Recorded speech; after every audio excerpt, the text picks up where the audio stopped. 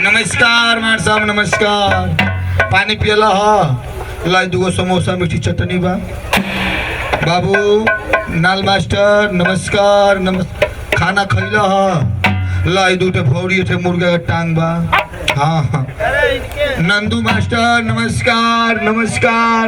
नंदू के गर्मी बा ए बाबू हेलो एक पेप्सी कोला बा पी लो उल्टी ढेकार आवे। ड्रम सेट मास्टर के नींद लगता ए बाबू मुंह इधर करबो फिल्टर पानी का फुहारा मार दई भग दना नीचे खुल जाई। नमस्कार नमस्कार नमस्कार। के देह में बहुत खजुली है। खजुली है ए बाबू हाय तनी लट मोल हम बढ़िया ना ई लगी ना सही हो जाई उजर मोल हम हो। नमस्कार विजय भैया नमस्कार। इनके का भइल बा का भइल बा भैया मिठाई तो ही बताइबा पेटा और में से दर्द पेटवा हरदम पकड़ के रहा नहीं ए बाबू ते काम करबा हाय इनु बा पी ले बतानी से हाय इनु पी 5 सेकंड में सारे तो नसिया के दौड़ा थी। अब तो जोरदार ताली लगा भैया कह जाले कि का करबा लायक होके का करबा कुलायक होके का करबा लायक होके का करबा कुलायक होके। आज जब झूठ बोले के अइते नहीं खे तो का करबा विधायक होके का कहीं केकरा ले कहीं सबकी अंदर भरिस बा जेकरा के अपन समझनी है सरकार हुए 420 बा। का कहीं केकरा ले कहीं सब अपने अपन बेचता मार साहब का कहीं केकरा ले कहीं सब अपने अपन बेचता। केहू जात बेचता तो केहू भात बेचता केहू रुपया पा जाता भैया अपन जमात बेचता सब अपने अपन बेचता। केहू सोना बेचता तो केहू चांदी बेचता। अरे केहू सोना बेचता तो केहू चांदी बेचता आ देखा तो भैया के दूध में मिला के पानी बेचता सब अपने अपन तो बेचता।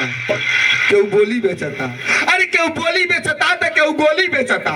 अरे केहू बोली बेचता तो केहू गोली बेचता। बोरहलगंज बाजार में चल जा भैया केहू दुकान में टांग के चोली बेचता सब अपने अपन तो बेचता। केहू आम बेचता तो केहू काम बेचता। अरे केहू आम बेचता तो केहू काम बेचता।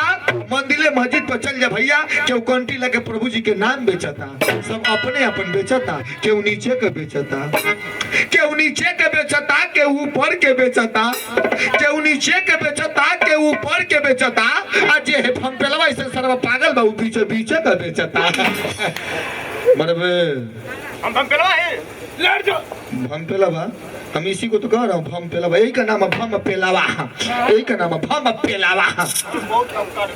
कटबे मरबे तू हम कह मरबे अच्छा अच्छा ना तू हम कह मरबे मरबे तोरी बोहिन का तोरी बोहिन तोरी माई तोरी नानी तोरी आजी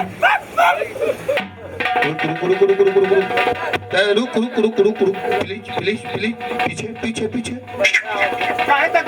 तोरी बोहिन के पीछे चल तोरी नानी आ गया तोरी दादी के नहीं तोरी चाचा की लड़की के नहीं इधर तोरी पिठिया पकी बहनिया के। अरे सुन तोरी माई के तोरी फुआ के तोरी मौसी के तोरी बोहिन के तोरी माई बोहिन नानी आजी काकी के भगवान अच्छी तरह से रखा।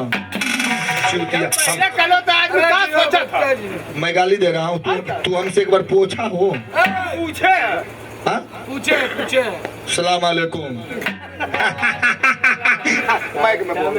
अरे दोस्त क्या बताऊं भोजपुरी में बोले को तो समझ में आएगा।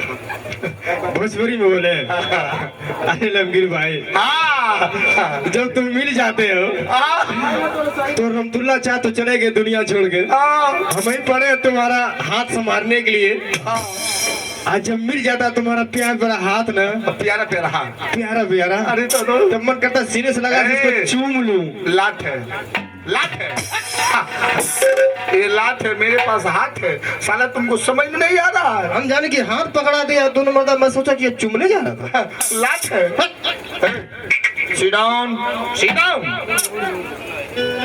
भैया हो राहुल बाबू देना कहना कि जौनी मेहरारू को सैया सऊदी अरब हो जाइए पूजा इधर आवर लगे आवा जवनी मेहरारू को सैया सऊदी अरब हो जाई लोभ के पेट में गर्भ हो जाई आ जोनी मेहरारू के भातार प्रदेश कमाई चल जाई भैया ओकरी घर में ससुरा पतोहिया का मर्द हो जाई।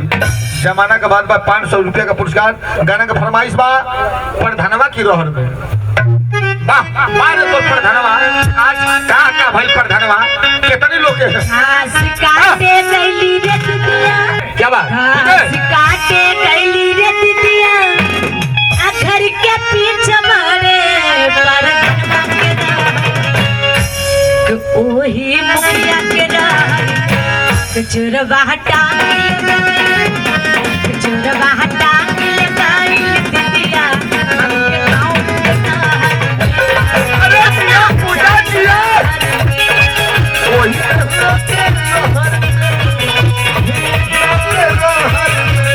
क्या बात है